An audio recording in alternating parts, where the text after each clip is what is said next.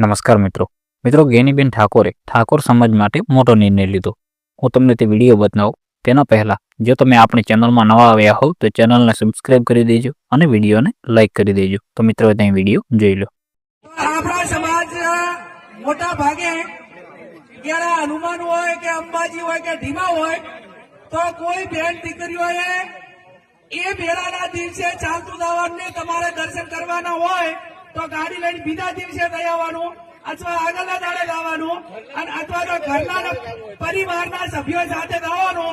એકલા બૈરા છોકરાને પગપાળા લાંબા રાહે કોઈ મેળવાના નહીં।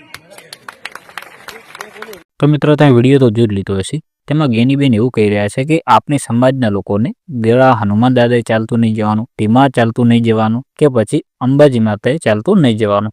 તો એનું શું કારણ કે મેળાના દિવસે જાય તો પબ્લિક વધારે હોય તો આ જમાનો ખરાબ છે અને કોઈ પણ દીકરીની સામે આજ પણ કોઈ પણ છોકરો હોય તે સારી નજરથી લગભગ જોતો નથી। તો મિત્રો ગેનીબેન ઠાકોરનું કહેવું સાચું છે। તો ઠાકોર સમાજ તમારું આના વિશે શું કહેવું છે તે તમે જરૂરથી કોમેન્ટ કરી દેજો અને આપણા વિડીયો જો તમને સારા લાગતા હોય તો આપણી ચેનલને સબસ્ક્રાઇબ પણ કરતા જજો।